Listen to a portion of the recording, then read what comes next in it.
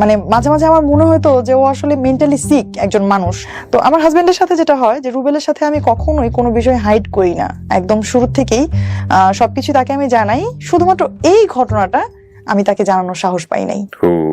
তো হঠাৎ করে একদিন আমি যে নতুন স্কুলে পড়ি সেই স্কুলে দেখি হচ্ছে আমাকে নিয়ে খুব কানাঘুষা চলছে এবং আমি এটা মানে বুঝতে পারতেছিলাম না যে কি হচ্ছে। সবচেয়ে ইম্পর্টেন্ট যে সময়টা, আমি যে ডিসিশনটা আমি একা একা তখন নিতে যাচ্ছিলাম, যেটা বাবা মায়ের নেয়ার কথা, ওই ডিসিশনটা তখন আমি আসলে ইমেচিওর ভাবেই আমি তখন নিয়ে ফেলি। একটা আমার বিষয় আমি হাইড করতে গিয়ে আমি তার চেয়ে অনেক বড় একটা বিষয়ের জন্ম দিয়ে ফেলতেছি। এই ফিলটা তখন আমিও তাকে বলি নাই যে মরে গেলে এখানেই যাবো, তাও তাকে আমি সেকেন্ড টাইম ফোন দিব না। সকালে ওরা যখন উঠলো 6:30 7টার দিকে, তখন আমার অবস্থা খুবই খারাপ। আমার স্যাচুরেশন লেভেল তখন 83 84। আসসালামু আলাইকুম, আমি কানিজ সুপ্তা। আমি বর্তমানে পূবালী ব্যাংকে সাভার ব্রাঞ্চে কর্মরত আছি। আমি তাকে আগে থেকেই চিনতাম, আমরা একই স্কুলেরই ছিলাম এবং সে ছিল একটু কি বলবো যে মানে তাকে দেখে সবাই ভয় পেত। সে স্কুলেই খুব মারামারি করতো, এলাকাতেও খুব মারামারি করতো এবং তাকে দেখে ভয় পেত সবাই। আমি নিজেও তাকে দেখে ভয় পেতাম। তবে আমার একটা ব্যাপার ছিল ছোটবেলা থেকেই যে যেমন জেমস বন্ড ক্যারেক্টার যখন পড়তাম কিংবা দস্যু বন্ধুর যখন পড়তাম রোমেনা আফাজের, আমি আসলে ওর মধ্যে তখন ওই চরিত্রটা দেখতে পেতাম। কোন ক্লাসে আপনি তখন? তখন আমি হচ্ছে ক্লাস 10 এ পড়ি। খুবই ছোট বয়স। ক্লাস 10 এ পড়ি। তো ও আসলে তখন যে ওর খুব বেশি বয়স তা না, আমার চেয়ে 4 বছরের সিনিয়র হবে। আচ্ছা। প্রেম বলতে অনেস্টলি যেটা ওর রিলেশন ছিল হচ্ছে আমার বান্ধবীর সাথে ওই সময়। হ্যাঁ ওই সময়, বাট তারপরে হচ্ছে তাকে আমার খুব ভালো লাগতো ওই মানে দস্যু বন্ধুর পড়ার জন্য। আমার মনে হয় যে এথিক্যাল জায়গাটা আসলে বোঝারও বয়স না, ওটা খুব ছোট অল্প বয়স, যাকে চোখে দেখি তাকেই ভালো লাগে এরকম একটা বয়স। হ্যাঁ, বয়স একটা ব্যাপার ছিল। তারপর কিছুটা যদি আসলে পজিটিভলি দেখি ওর প্রতি, যে প্রেম ছিল ঠিকই, কিন্তু প্রেমের কোনো এক্সট্রিম লেভেল ছিল না। ওই মাঝে মাঝে একটু দেখা সাক্ষাৎ করতো, আমিই তো থাকতাম পাশে, কথা বলতেছে আমি তো থাকতাম পাশে। আমাকে বান্ধবীর পাশে আপনিই থাকতেন? হ্যাঁ, আমাকে আইসক্রিম কিনে দিত, চকলেট কিনে দিত। ওকে। তো মানে আমার মাঝে মাঝে মনে হতো যে চকলেটটা তো আমি বায়াসড হয়ে পাচ্ছি বান্ধবীর মাধ্যমে, এটা তো কেন আমার ডাইরেক্টলি আসছে না আমার কাছে? ডাইরেক্টলি আসবে, এটা তো যখন আমি ভাবলাম বা শুনলাম ভালোই লাগতেছিল। তো তখন একটা ভালো লাগা আসলে তৈরি হয়ে যায়। আর ঠিক সেই সময়ই আমি যখন ক্লাস 10 এ পড়ি, তখন আমার বাবা যখন বুঝতে পারে যে আসলে না, এটা মানা করার পরেও আবার একটা পজিটিভ একটা সম্পর্কে তাদের চলে যাচ্ছে, আমার মেয়েকে তাহলে আর এখানে রাখা যাবে না। এমনিতেই হচ্ছে সাধারণত ক্লাস 10 এ কখনো স্কুল চেঞ্জ করা খুবই টাফ একটা ব্যাপার, রেজিস্ট্রেশন চেঞ্জ করার একটা ব্যাপার থাকে। তো তারপরেও আমার বাবা কি করলেন, আমার বাবা ওই স্কুল থেকে আমাকে নিয়ে গেলেন হচ্ছে অন্য একটা স্কুলে। মানে সেম স্কুলে ও পড়তো? হ্যাঁ, সেম স্কুলে ও ছিল। স্কুল থাকে কিভাবে? স্কুলে না, সেম স্কুলে বলতে হচ্ছে ও আমার সিনিয়র, বাট আমার মাত্র এক ক্লাস উপরে পড়তো। ওরা তখন এসএসসি এক্সাম দিবে এরকম। ও আচ্ছা আচ্ছা, ঠিক আছে। বয়সের গ্যাপ আছে, বাট ক্লাস উপরে পড়তো। কিন্তু আপনার হচ্ছে যেটা বান্ধবী সরে গেল এটা জানার পরে নাকি? না, আসলে ওর সাথে শুধু বান্ধবী না, ওর সাথে স্কুলে অনেক মেয়েরই সম্পর্ক ছিল, সবই আস্তে আস্তে শেষ হয়ে গেছে। এটাকে আপনি কাট আপ করে দিয়েছেন নাকি? না, আমি কোনো কিছুই কাট আপ করি নাই। সম্পর্কগুলো এরকম যে 1 মাস 2 মাস থাকতো, তারপর হচ্ছে আবার শেষ হয়ে যেত। ওকে, এরকম। এটাও আপনার ভালো লাগতো? এটাও আমার ভালো লাগতো, আমি এগুলো সবই জানতাম। অন্য স্কুলে নিয়ে যাওয়ার পর এইটা ছিল হচ্ছে সত্যিকার অর্থে যে মনের ভেতর থেকে প্রেমের অনুভূতি, যেটা ডিস্টেন্স যখন তৈরি হয়ে গেল, আমি তাকে দেখছি না, তখন আমার মনে হচ্ছিল আমি তো এখন নাই। আমি স্কুলে থাকলে তো দেখতে পারতাম সে কার সাথে কথা বলছে, সে কার সাথে কি করছে, হ্যাঁ আমি সবকিছুই দেখতে পারতাম। আমি কিন্তু আসলে তখনও তার সাথে আমার কোনো প্রপোজাল দিয়ে যে প্রেম যেটা, সেটা হয় নাই। ওই সাইড থেকে কি কোনো নকটক ছিল যে না তোমাকে আমার ভালো লাগে? ওর থেকেও ছিল না। তো এতদিন যেটা ঘটতেছিল, এতদিন হচ্ছে ফ্যামিলি চাচ্ছিল যে কোনো ভাবে সেটা বন্ধ হয়ে যায়, এবং তখন পর্যন্ত কিন্তু আমার মধ্যে কোনো অনুভূতি ছিল না। বাট ফ্যামিলি যখন এটা বাদ দিয়ে দিল চিন্তা করা, আমার মধ্যে আসলে এটা তখন থেকে কাজ করা শুরু করছিল। একটু খোঁজ খবর নিতাম, আমার বিভিন্ন ছেলে ফ্রেন্ড ক্লাসমেট যারা আছে, যারা ওইদিকে যেত, আগের স্কুলের স্টুডেন্টদের সাথে যাদের কম বেশি কথাবার্তা হয়, তাদের কাছ থেকে আমি খোঁজ নেওয়ার চেষ্টা করতাম। আমি শুনতাম যে সে নতুন হচ্ছে আমার বান্ধবীর পরেও হচ্ছে তার আরেকটা প্রেম হয়েছে এবং সে হচ্ছে ওই সম্পর্কের মধ্যে দিয়েই যাচ্ছে। এবং না, আমার আসলে আমার কোনো রকমই লাগতো না। সে তো প্রেম করবেই, সে তো প্রেম কুমার। হ্যাঁ, তখন বাই দ্য ওয়ে আমি একদিন একটা সুযোগ পাই যে আমার মামার মোটরসাইকেলটা নষ্ট হয়ে যায়। আমি যেদিন শুনি যে আমার মামার মোটরসাইকেলটা নষ্ট এবং আমাকে হচ্ছে হেঁটে যেতে হবে স্কুলে, এবং আমি আমার নানু বাসায় থাকতাম পরের স্কুলে পড়াকালীন সময়ে। তো আমি তখন কি করলাম, সকালবেলা আমি খুব দ্রুত একটা চিঠি লিখলাম, খুবই ছোট একটা চিঠি লিখলাম। কার কাছে? চিঠি লিখলাম হচ্ছে ওর উদ্দেশ্যে। ওকে, একটা চিঠি লিখলাম। তখন পর্যন্ত ও জানে না যে আপনি ওকে পছন্দ করেন? না, তখন পর্যন্ত ও জানতো না। এটাই হচ্ছে সত্যিকার অর্থে প্রথম আমার দিক থেকে তার দিকে যাওয়া কোনো ভাইবস। ওকে ফাইন, তারপর চিঠি লিখলেন? তো আমি তখন চিঠি লিখলাম। কি লিখেছিলেন মনে আছে? চিঠিটা আসলে হ্যাঁ মনে অবশ্যই আছে, কারণ জীবনে প্রথম আসলে এত আবেগ নিয়ে চিঠি। আমি পুরো চিঠিটা বর্ণনা করব না, চিঠিটা পুরোটা বর্ণনা করলে হয়তো 5-6 লাইন, বেশি না, বাট আমি জাস্ট থিমটা এরকম ছিল যে আমি তোমাকে অনেক ভালোবাসি। আমি এটা কখনো বুঝতে পারি নাই, তুমি হয়তো প্রশ্ন করবা যে আমি শুধু তুমি না, আপনি করে লিখছিলাম যে আপনি হয়তো প্রশ্ন করবেন যে আমি আপনাকে কেন স্কুলে থাকাকালীন সময় কেন কখনো বলি নাই। আসলে তখন আমার মধ্যে এই অনুভূতিটা তৈরি হয় নাই। আর আমি জানি আপনি এখন ওই যে মেয়েটার কথা আমি শুনেছি ওইটার নাম মেনশন করলাম, ওই মেয়েটার ওনার নাম মেনশন করে বললাম যে আমি এখন জানি আপনি ওই আপুর সাথে আপনার একটা অ্যাফেয়ার আছে, আপনি কোনো সমস্যা নাই, আমি জাস্ট আপনাকে জানাইলাম যে আমি আপনাকে ভালোবাসি। ইন্টারেস্টিং, আপনার পরিচয় বললেন? হ্যাঁ, আমি শুধু নিচে নামটা, আমি আসলে আমাকে তো স্কুলে সবাই চিনতো। আচ্ছা, নামটা লিখলেন যাতে করে? হ্যাঁ, আমি শুধু আমার নামটাই লিখলাম নিচে, সুপ্তা। আচ্ছা। তো বাই দ্য ওয়ে কি হলো, আমি যখন ওই গেট দিয়ে বের হচ্ছিলাম তখনই চিঠিটা আমার ডায়েরি থেকে পায়ের কাছে পড়ে গেছে, এবং ওখানেই বসে আমার মামা মোটরসাইকেল ঠিক করছিল। তো আমি খুবই ভয় পেয়ে গেছিলাম। চিঠিটা আবার আমি উঠালাম, উঠিয়ে আবার মামা জিজ্ঞেস করতেছে কি এটা। তখন আমি হুট করে কি বলবো, মামাকে বলতেছে মামা বুক লিস্ট, নতুন বই কিনতে হবে, বুক লিস্ট। ব্রেন কাজ করেছে ওই সময়। হ্যাঁ। পরে মামা বললো ঠিক আছে, আমাকে এখন তো মোটরসাইকেল নষ্ট, আমাকে বিকেলে দিয়ে দিও, আমি বই নিয়ে আসবো, কি কি লাগবে। তো তারা সবাই আমার পড়ার খুব যত্ন নিত। তো এই চিঠি দেওয়ার পরে আসলে আমি কেন যেন আমার খুব শান্তি লাগতেছিল। তো আমি এদিকে ব্যস্ত হয়ে গেলাম, এবং সেই চিঠিটার কোনো রিপ্লাই যে পাবো আদৌ এমন কোনো ভরসা আমার ছিল না। তো হঠাৎ করে একদিন আমি যে নতুন স্কুলে পড়ি সেই স্কুলে দেখি হচ্ছে আমাকে নিয়ে খুব কানাঘুষা চলছে, এবং আমি এটা মানে বুঝতে পারতেছিলাম না যে কি হচ্ছে। তখন আমি শুনলাম যে জয়মন্টপ থেকে একটা ছেলে আসছে, গাড়িতে করে আসছে, সাথে তার বন্ধু বান্ধব ছিল, এবং মানে এই স্কুলের হচ্ছে একজন টিচার। সেই টিচারকে সে আমার কথা জিজ্ঞেস করার পর টিচার প্রথমে তথ্য দিতে চায়নি, এই জন্য সে টিচারকে খুব বকাবকি করছে এবং বাজে ভাষা ব্যবহার করছে। আমি যখন এটা শুনেছি আমি তখন বুঝতে পারলাম যে এটা ও ছাড়া কেউ না, এবং তার এই কাণ্ড কারখানায় আমি মানে খুবই লজ্জিত ছিলাম। কারণ যে টিচারকে সে জিজ্ঞাসা করেছে, স্বাভাবিকভাবেই একজন শিক্ষক কখনোই তার ক্লাস 10-এ পড়া একটা স্টুডেন্টের ব্যাপারে বাইরের কারো কাছে তথ্য দিবে না, সে যতই জিজ্ঞাসা করুক না কেন। তো আমি এই সময় হচ্ছে আমার ভালোবাসাটা একদম মানে ব্লার হয়ে গেল, কারণ যে মানুষটা এই ধরনের একটা কাজ করতে পারছে সে তো ভবিষ্যতে আরো খারাপ কিছু করতে পারে। ওর নামটা আমরা জানতে পারি? কোন সমস্যা, নাম ধরে বলেন। ওর নামটা কি? হচ্ছে রুবেল। জায়েদ মাহমুদ রুবেল। সেই পরীক্ষার মধ্যেও হচ্ছে আমি খুব ভালো পড়াশোনা করছিলাম। তো মাঝখানে বাদ সাধলো হচ্ছে ওই যে যার কাছে আমি চিঠি পাঠাইলাম উনি হচ্ছে আমার জন্য একটা উপহার নিয়ে আসলো। এটা হচ্ছে আমার পরীক্ষা চলছিল, তখন এসএসসি পরীক্ষা চলছিল, সে একটা উপহার নিয়ে আসলো। উপহারটা কেমন, সেটা ছিল একটা বই। তো আমার পরদিন সকালবেলা ছিল হচ্ছে সামাজিক বিজ্ঞান পরীক্ষা। আমি আগের দিন রাতে ট্রেজার আইল্যান্ড বইটার নাম ছিল, ট্রেজার আইল্যান্ড বইটা আমি শেষ করি। ওই বইয়ের মধ্যে কিছু লেখা ছিল না? না, কিছুই লেখা ছিল না। তখন শেষ পর্যন্ত আমি সাভারি ক্যান পাবলিক স্কুল অ্যান্ড কলেজ আমি সেখানে ভর্তি হই। এর মধ্যে যেটা হলো, রুবেলের একদিন হঠাৎ ফোন এলো। তো ফোন দেওয়ার পর থেকে এই এতদিন পর্যন্ত যে ওর প্রতি একটা বিরক্তি, ওর পরিচয় দেওয়ার পর থেকে হচ্ছে সবকিছু চলে যায়। আবার ঘন্টার পর ঘন্টা কখনোই কথা হয়নি আমাদের। ইভেন আমার মনে হয় যে সবচেয়ে বেশি আমাদের একবার কথা হয়েছিল 11 মিনিট। এছাড়া তো এই 11 মিনিট যেদিন কথা হয় সেদিন হচ্ছে আমাদের বিয়ের প্ল্যান চলছিল। বিয়ের প্ল্যান বলতে হচ্ছে ও আমাকে প্রপোজ করছিল। তো আমি তার সাথে কথা বলছিলাম ভালোভাবেই, কিন্তু আমি তাকে এক কথাই বলতেছিলাম সবসময় যে মানে আমাদের এখন কোনোভাবে বিয়ে করা সম্ভব না, আমার একটা ক্যারিয়ার আছে, আমি সামনে মেডিকেলে ভর্তি হব, আমি আগে পড়াশোনাটা একটা ভালো একটা লেভেলে নিয়ে যাই, তুমিও কিছু একটা ক্যারিয়ারে করো, তো তারপরে আমরা বিয়ে করব। সে আবার হচ্ছে আমার সব কথা শুনতো, সে কখনোই আমাকে কোনো কিছু ফোর্স করার চেষ্টা করতো না। তো সে আমাকে সবসময় একটা কথাই বলতো যে সুপ্তা, এটা মনে হয় আল্লাহর একটা শাস্তি আমার জন্য হবে যে আমি আসলে লাইফে এতগুলো মানুষকে মনে কষ্ট দিছি, হ্যাঁ, আর ফার্স্ট মনে হয় আল্লাহ তোমার থেকে আমার এত বড় কষ্ট দিবে। আমার সবসময় বোঝানোর চেষ্টা করতো যে সে আমার অনেক ভালোবাসে, বাট তার কথা আমি সবসময় সিলি ভাবেই নিতাম, কারণ এই কথা তো সে কতজনকেই বলে আসছে, তাদেরকে তো সে ছেড়ে আসছে। কলেজে আমার একটা দুর্বলতা ছিল ফিজিক্স নিয়ে।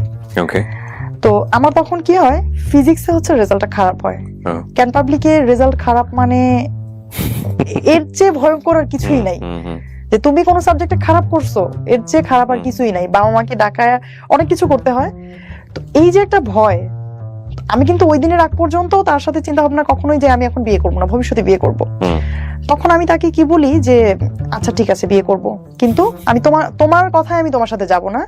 তোমার ফ্যামিলি যদি আমার সাথে কথা বলে, তারা যদি সাপোর্ট দেয়, তাহলে আমি তোমাকে বিয়ে করব। আর তখন পরিস্থিতিটা এমন ছিল যে আমার একটা পার্সোনাল একটা কি বলবো, নিজের একটা ক্যারিয়ার তৈরি হচ্ছিল। ওই সময় আমার বাবা আমাকে কোনোভাবেই বিয়ে দিবে না। কিন্তু আমার কথা হচ্ছে যে আপনি ফিজিক্সে খারাপ করার পরে ডিসিশনটা কেন নিলেন? এখন যদি আমি আমার বাবা মাকে বলি আমার প্রতি যে আমার বাবা মা আত্মীয় স্বজনের যে একটা এক্সপেকটেশন, এটা নষ্ট হয়ে যাবে, আমার প্রতি তাদের একটা ধারণা খারাপ হয়ে যাবে, এই লজ্জা আমি কোথায় রাখবো?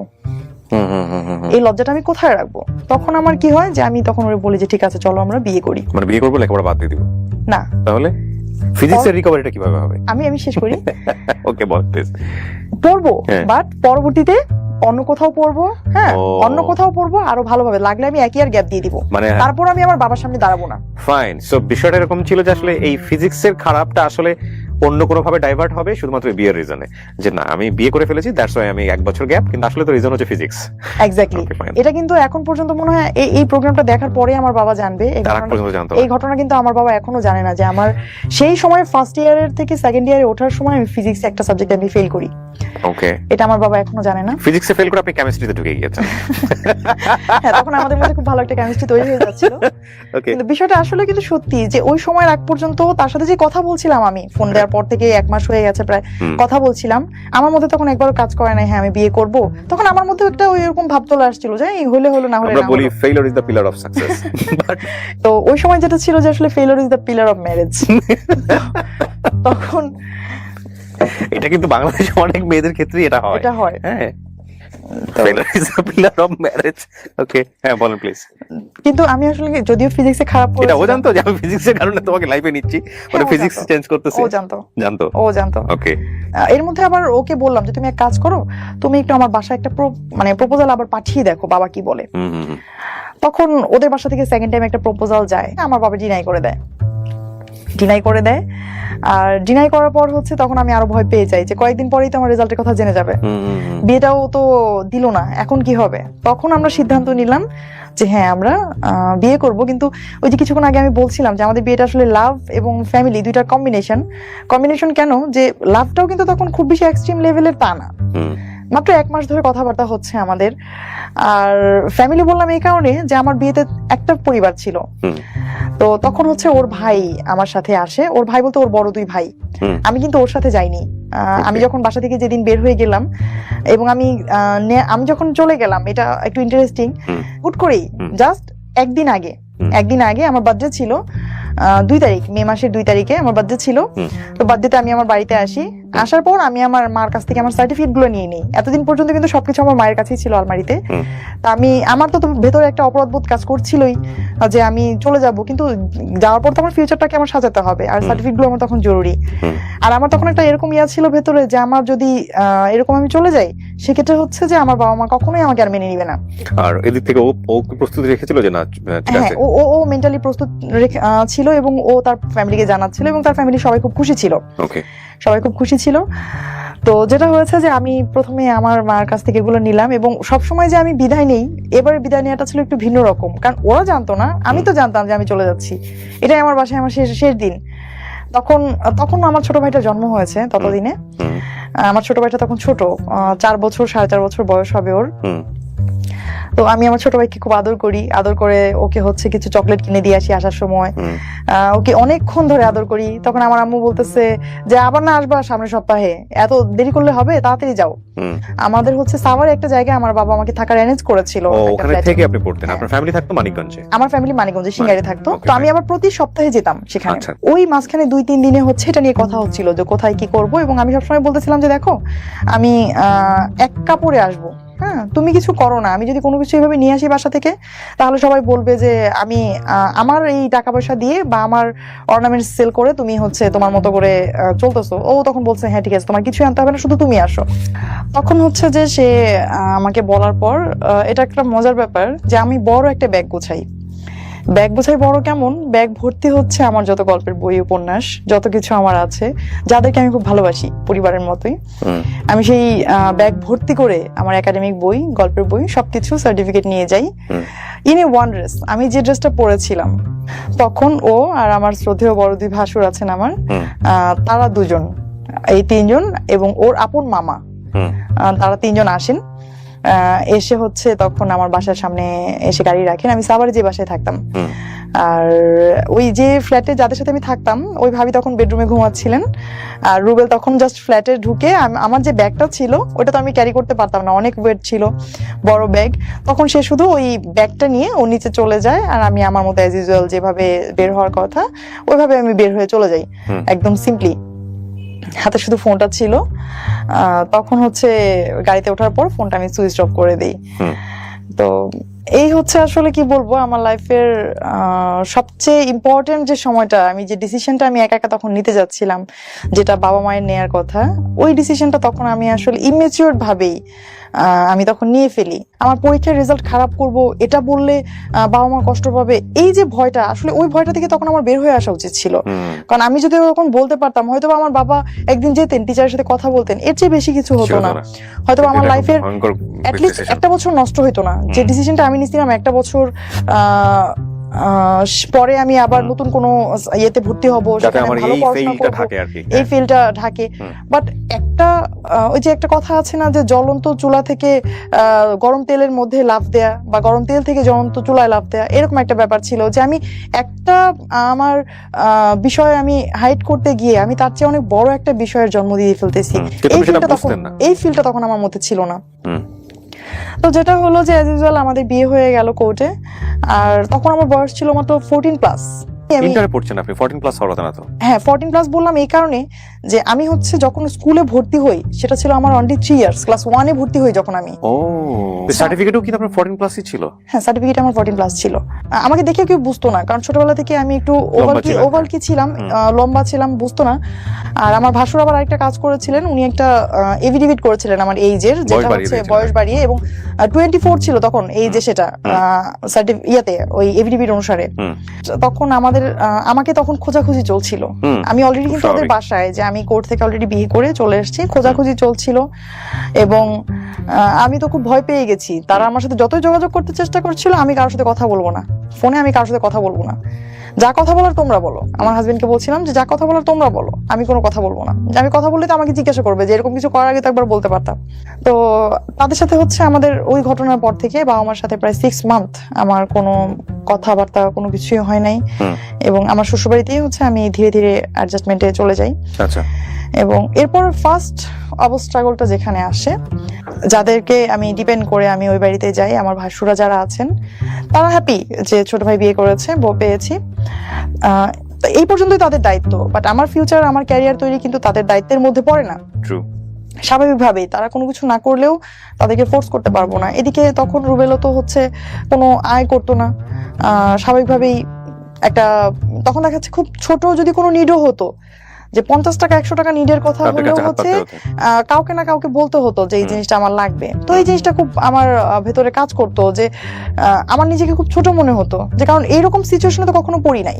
ফার্স্ট টাইম ইউ রিয়ালাইজ না, রিয়েল লাইফটা রিয়ালাইজ করতেছেন তখন হচ্ছে প্রথম আমার মনে হলো যে না আসলে তো এটা খুব জরুরি ছিল যে একটা কিছু করে একটা ফিনান্সিয়াল সাপোর্ট তৈরি করে বিয়েটা করা। ফার্স্ট ধাক্কাটা আসে হচ্ছে আমার পড়াশোনা নতুন করে শুরু করায়, কলেজ চেঞ্জ। যে আমাকে তো ওই কলেজে তো আমি আসলে নতুন করে পড়ার কোনো সুযোগ ছিল না, কারণ আপনি তো জানেন ক্যান পাবলিকে হচ্ছে ম্যারিড হলে হচ্ছে খুব টাফ। আর আমি যেহেতু আনম্যারিড অবস্থায় ভর্তি হয়েছিলাম, তারপর আমি পড়াশোনা করতে পারতাম হাইড করে, যদি হচ্ছে আমার ওই ফিল্ডটা না আসতো। এখন তো হচ্ছে আমার হাজবেন্ডকে আমি শো করতে পারবো না আমি যদি আনম্যারিড হয়ে ওখানে পড়াশোনা করতে যাই, আর বাবা মার সাথে তো কোনো সম্পর্কই নাই, সুতরাং আমি তো ক্যান পাবলিকে পড়তে পারবো না। তখন এনিহাউ আমি নতুন একটা কলেজে ভর্তির সিদ্ধান্ত নেই। সিদ্ধান্ত নেওয়ার পর তখন কলেজে ভর্তিতে আসলে খুব বেশি টাকা লাগতো না, বর্তমান সময়ের পরিপ্রেক্ষিতে খুব বেশি টাকা লাগতো না। বাট ওই টাকাটাই তখন ওই মুহূর্তে আমার জন্য খুব টাফ হয়ে গিয়েছিল, যে টাকাটা আমাকে কে দিবে। তখন হচ্ছে আমার ভাসুরদেরকে হচ্ছে আমার হাজবেন্ড বোঝায় যে ঠিক আছে অ্যাটলিস্ট ওকে ইন্টারমিডিয়েট পর্যন্ত পড়াও, ইন্টারমিডিয়েটটা পাস করুক, তারপরে দরকার হলে ও একটা প্রাইমারিতে ঢুকে যাবে বা কোথাও ঢুকে যাবে। তো তখন পর্যন্ত আমার ভাসুররা ওই হ্যাঁ নার মধ্যেই ছিল, যে পড়বে কি পড়বে না। আসলে গ্রামে একান্নবর্তী পরিবার, তারা চায় একটা বউ, তারা তো কলেজের ছাত্রী চায় না। হুম। এটা খুব স্বাভাবিক যে তাদের দরকার বউ, তো বউ পড়াশোনা করবে, এটা আসলে তাদের জন্য খুব অনেক দূরের চিন্তা। আর এটা আমাদের গ্রামে কখনো হয়ও না যে একটা বাড়ির বউ পড়াশোনা করে, কারণ মেয়েরাই পড়াশোনা করে না কেউ ভালোভাবে ওই সময়ে। এই জায়গাটা থেকে হচ্ছে আমার আশেপাশে পরিচিত যারা ছিল, এক কথায় আমি যাদের কাছে মধ্যমণি হয়েছিলাম একটা সময়, আত্মীয় স্বজন পাড়া প্রতিবেশী সবাই হচ্ছে তখন আমার হাজবেন্ড সম্পর্কে কিছু ব্যাড কমেন্টস করতো হচ্ছে যে ওদের সম্পর্কটা থাকবে না এবং ওই ছেলের সাথে কোনোভাবেই ও অ্যাডজাস্ট করতে পারবে না এবং তার ক্যারিয়ারটা শেষ হয়ে গেল, এই ধরনের বিভিন্ন কথাবার্তা বলতো, যেটা হচ্ছে ওকে খুব কষ্ট দিত। বাট আমার অভিজ্ঞতাটা তখন ধীরে ধীরে চেঞ্জ হচ্ছিল। এইরকম যে প্রেমিক হিসেবে সে যতটুকু খারাপ, একজন হাজবেন্ড হিসেবে সে তার চেয়ে শতগুণ ভালো। এটা আপনার মনে ফিলিং, এবং আমার আস্তে আস্তে তখন ফিলিংটা আমার এরকম হচ্ছিল। এটা ও প্রুফ করার চেষ্টা করছিল একদম ইনস্ট্যান্ট। আমাদের বিয়ের দিন থেকে আমি যেটা দেখেছি, সে হচ্ছে টোটালি চেঞ্জ একজন মানুষ। আমি আগে যাকে চিনতাম এই রুবেল সেই রুবেল না। যে আমার শ্বশুরবাড়িতে হচ্ছে অনেক বড় উঠান ছিল এবং তখন পর্যন্ত কোনো কাজের লোক ছিল না। আর ওই কাজগুলো হচ্ছে বাড়িতেই যারা ফ্যামিলি মেম্বার তাদেরকেই করতে হতো। তো এটা হচ্ছে আমার বাড়িতে প্রায় 24 জন ফ্যামিলি মেম্বার ছিল ওই সময় আমার শ্বশুর বাড়িতে। এবং এদের যে রান্না বাড়ার একটা ব্যাপার, এদের খাবারের পর হচ্ছে থালাবাটি ধোয়ার একটা ব্যাপার, এগুলো কিন্তু অনেক বড় প্রেশারের একটা বিষয় এবং এগুলো সব নিজেরাই করতে হতো। ওই সময় কিছুদিন কাজের লোক ছিল না। তো যেটা হয়েছে যে এগুলো করতে গেলে তো স্বাভাবিকভাবে আমার পড়াশোনা হবে না। তখন কি ও পড়াশোনা মোটামুটি কি বন্ধ করে দিয়েছে? একদম ও পড়াশোনা বন্ধ করে দিয়েছে। ইন্টার থাকতেই মোটামুটি ড্রপ করে ফেললো নাকি? না, এসএসসির পরেই ও আর পড়াশোনা করতে পারেনি আমার জন্যই। তাহলে চিন্তা করে দেখেন, এখানে একটা ভয়ঙ্কর রকমের ডাইমেনশন আছে। সেটা হলো যে সে এসএসসির পরে পড়েনি, এরকম একটা সময় সে বিয়ে করেছে। এই বাসাতে পড়াশোনার কালচারটা মেয়েদের ক্ষেত্রে সাধারণত বাংলাদেশের সামাজিকতা যেরকম হয় গ্রাম বাংলাতে ওরকমই, যে বাড়ির বউ এত পড়াশোনা করে কি করবে। আবার এখানে আরেকটা কমপ্লেক্সিটি গ্রো করার একটা ব্যাপার আছে, সেটা হচ্ছে হাজবেন্ড এসএসসির পরে পড়াশোনা করছে না, মেয়ে তখন ইন্টারমিডিয়েটে পড়ছে এবং তাকে আবার ইকোনমিকের একটা ব্যাপার স্যাপার আছে যে সে যে সায়েন্সে পড়তো, সে সায়েন্সের সাবজেক্টগুলো প্রাইভেট পড়াতে পারবে না। সো পড়াশোনা বন্ধ হয়ে যাওয়ার জন্য যতগুলো রাস্তা ওপেন থাকার দরকার এখানে সবকিছু ওপেন আছে, কিন্তু ঘটনা কি ঘটেছে সেটা খুব ইন্টারেস্টিং। এবং আপনারা কিছুটা বুঝতেই পারছেন, কারণ উনি এখন পূবালী ব্যাংকে আছে, তার মানে উনি নিশ্চয়ই পড়াশোনা করেছে। গল্প আমাদের শেখানো না, গল্প আরো অন্য জায়গাতে, একটু মনোযোগ দিয়ে শুনতে হবে। বলেন প্লিজ। এবং বিয়ের পরে যে ফিনান্সিয়ালি ক্রাইসিসটা চলে আসে, তখন এমন একটা পর্যায়ে চলে আসে যে হয় হচ্ছে ওর এসএসসি পরীক্ষার এক্সামগুলোতে অ্যাটেন্ড করার জন্য টাকা জমা দিতে হবে, অথবা আমার কলেজে ভর্তি হতে হবে।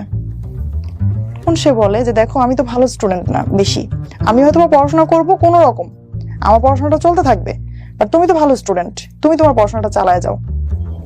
তখন সে আমার জন্য এই স্যাক্রিফাইসটা করে যে সে পড়াশোনা না করে সে আমার জন্য পড়াশোনার একটা অপরচুনিটি তৈরি করে দেয়। অথচ সে কিন্তু এটা বলতে পারতো, বা আমিও তাকে বলেছিলাম যে একটা কাজ করো, যে তুমি এসএসসিটা করো, আমি দরকার হয় একটা বছর আমি ওয়েস্ট করি, একসাথে আমরা কলেজে ভর্তি হব, ততদিন একটা ফিনান্সিয়ালি একটা সাপোর্ট আসতে পারে, এরকম প্রপোজ আমি তাকে করেছিলাম। বাট সে আমাকে বলছে না, আমি চাই না তোমার লাইফের সময় নষ্ট হোক, সে আমাকে এরকম বলতো। তো আমার হাজবেন্ড যেটা করতো, আমার যাতে কোনো ঝামেলা না হয় এবং আমাকে যেন কেউ পড়াশোনার জন্য বলতে না পারে যে ও কলেজে গেছে, এজন্য হচ্ছে আমরা বাড়িতে এই কাজটা হয় নাই। ও কি করতো, অন্ধকার থাকতে ফজরের আজানের আগে যখন কেউ উঠতো না, তখন উঠে সে হচ্ছে ওই উঠানটা ঝাড়ু দিত, পুরো উঠানটা। আমার হাজবেন্ড যে হচ্ছে সারা জীবন স্কুলে মেয়েদের পেছনে ঘুরেছে, যে হচ্ছে স্টেজে গান গেয়েছে, হ্যাঁ মারামারি করেছে, মানুষ তাকে দেখে ভয় পেত, সে এইরকম কাজ করতো আমার জন্য, যে কেউ দেখার আগে, যখন কেউ না দেখতো তখন হচ্ছে সে পুরো উঠানটা ঝাড়ু দিত। এবং সেই উঠানটাও কিন্তু অনেক বড়, প্রায় 45% জায়গার উপর আমাদের বাড়ি, চতুর্দিকে দোতলা এবং মাঝখানে অনেক বড় উঠান। এবং সেই উঠানটা অনেক বড়, এক কথাই সেই উঠানটা 1.5 বিঘার কাছাকাছি। এই উঠানটা ঝাড়ু দিতেও প্রায় 25 থেকে 30 মিনিট লেগে যায় স্পিডে ঝাড়ু দিলেও। তো সেই কাজটা সে করতো, আসলে অনেকটা স্কুলের মতোই দেখতে, চতুর্দিক থেকে দোতলা, হ্যাঁ চতুর্দিকে দোতলা, এবং ডিজাইনটা অনেকটা স্কুলের মতোই, যে কোনো রুমের সাথেই কোনো অ্যাটাচড বাথরুম নাই, একদম প্রত্যেকটা লাইনের শেষে হচ্ছে ওয়াশরুম, পুরোনো আমলের জমিদার বাড়ির মতো একটা। তো ওদের কিন্তু ফ্যামিলি ওয়েলদি ছিল, 1.5 বিঘা জমির উপর বাড়ি হলে ওয়েলদি হওয়ার কথা, এবং গ্রাম অঞ্চলে। কিন্তু ও হচ্ছে স্যাক্রিফাইস গুলো করতো, কারণ হচ্ছে ওর পার্সোনাল কোনো ইনকাম ছিল না, এটা ওর মধ্যে খুব কাজ করতো যে এটা নিয়ে যেন কেউ কিছু কখনো বলতে না পারে। তো সে যখন ওই উঠানটা ঝাড়ু দিত, এমনও হয়েছে কখনো যে আমি ঘুমিয়ে আছি, আমি জানি না সে যে উঠান ঝাড়ু দিচ্ছে, আমি জানি না। তো সে হচ্ছে এগুলো করতো, করে সকালে যদি কেউ জিজ্ঞেস করতো কে করছে, বলতো যে সুপ্তা কলেজে যাওয়ার আগে এগুলো সব শেষ করে গেছে। ওই যে বললাম যে আমি যখন স্কুলে ওকে চিনতাম যে সময়টাতে, সে সময়টাতে ছিল হিরোর মতো, কল্পনায় হিরোর মতো। তার স্টাইল ছিল অন্যরকম। হিরো এখন বাসন মাজছে, তার হিরো এখন গান ঝাড়ু দিচ্ছে। C this is the change. এবং এগুলো কিন্তু সংসার জীবনে খুবই গুরুত্বপূর্ণ। কেন বলছি একটু সামনের দিকে যখন আমরা যাবো তখন বুঝবো আর কি। Ghibli ball please. কলেজে আসতে হচ্ছে মানিকগঞ্জ থেকে সাভারে জার্নি করে। আমি তখন কনসিভ করেছি।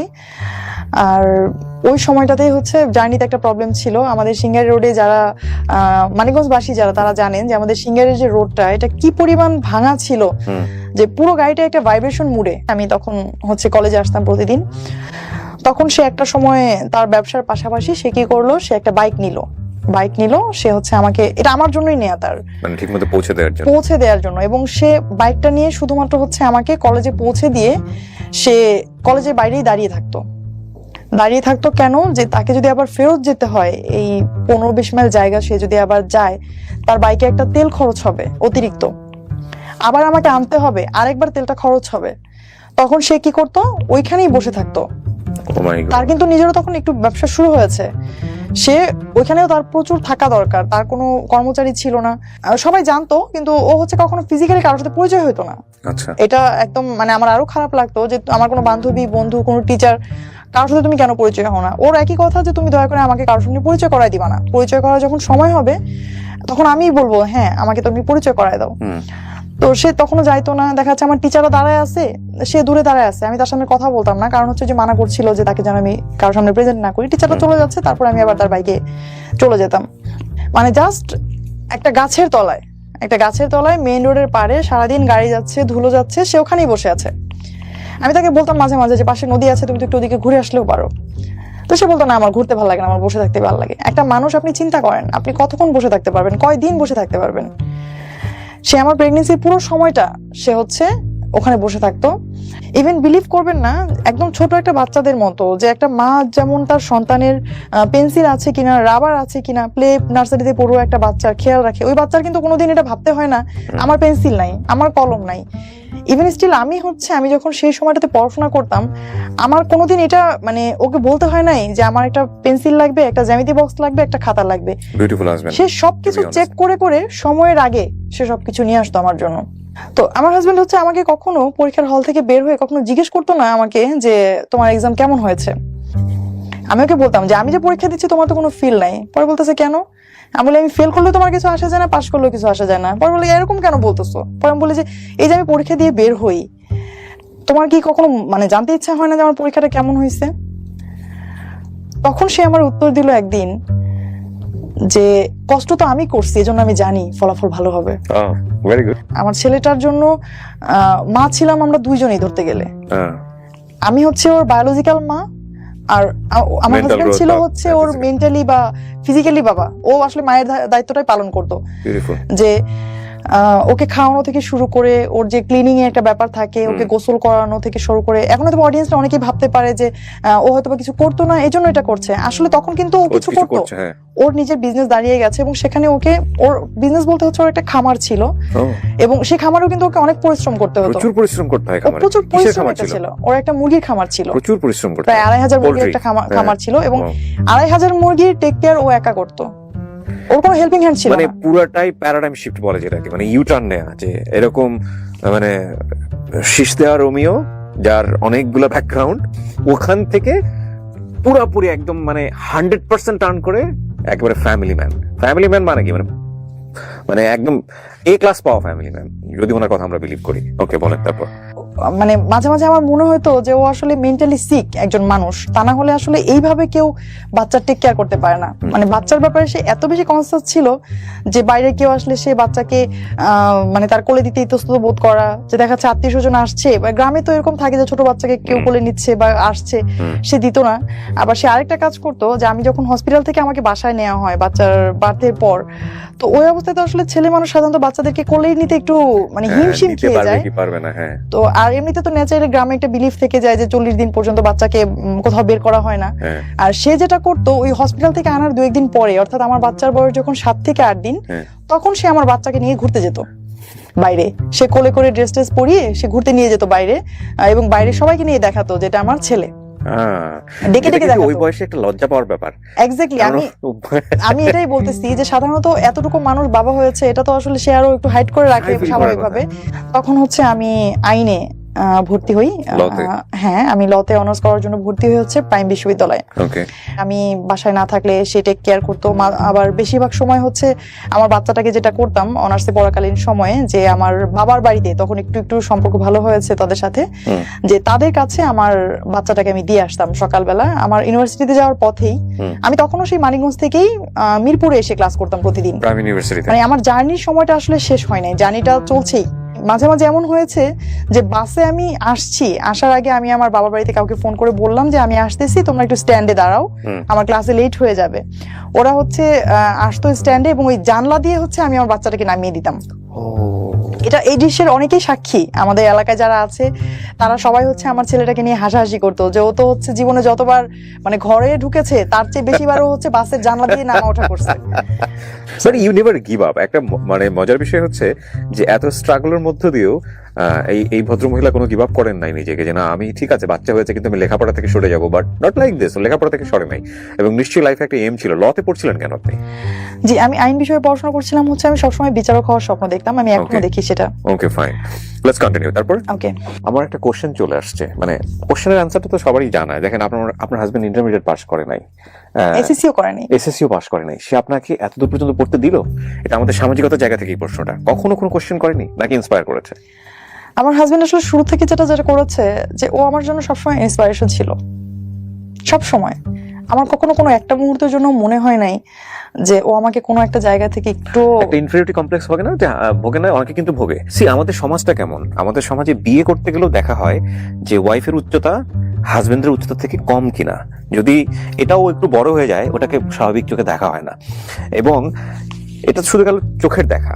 আপনি যদি আসেন এবার এই পড়াশোনা বা ক্যারিয়ার, এমন একটা জব করছে হাজবেন্ড যেটাতে হাজবেন্ড কম ইনকাম করে ওয়াইফের জায়গা থেকে, কিংবা আপনার এডুকেশনের দিক থেকে হচ্ছে ওয়াইফের চেয়ে পেছানো, এই বিষয়গুলো কিন্তু আমাদের সামাজিক দৃষ্টিকোণ থেকে অনেক বড় ব্যাপার, এবং সংসারও কিন্তু অনেক ধরনের কমপ্লেক্সিটি গ্রো করে। আপনার ক্ষেত্রে এরকম কোনো কিছু হয় নাই? আসলে আমাদের ক্ষেত্রে কখনো এরকম কেন হয়নি যে ওই যে পড়াশোনা না করার যে বিষয়টা ওর, এটা হচ্ছে ও বলতে হয়তো বা কখনো কখনো ফিল করতো এরকম যে কারোর সামনে বলবা না, এই সেম প্রশ্নটা আমি ওনাকেও করব, ওনার অ্যানসারটা আমি নিয়ে নেই, দেখি উনি কি বলেন। কারোর সামনে বলবা না, বাট আমি যেটা করি একদম শুরু থেকে এখন পর্যন্ত খুব গর্ব করে বলি আমার হাজবেন্ড পড়াশোনা করে নাই। কারণ আমি এরকম আমার অনেক বান্ধবীদেরকে দেখেছি যাদের হাজবেন্ড মাস্টার্স পাস এবং অনার্স শেষ করে ওদের বিয়ে হয়েছে, ওদের হাজবেন্ড হচ্ছে ওদেরকে পড়তে দেয় নাই। পূবালী ব্যাংকে আমি যখন জয়েন করলাম, ও যেটা বলছিলাম যে এর মধ্যে আমি 4টা ব্যাংকে পরীক্ষা দেই আর হচ্ছে আরেকটা জুডিশিয়ারিতে পরীক্ষা দিই।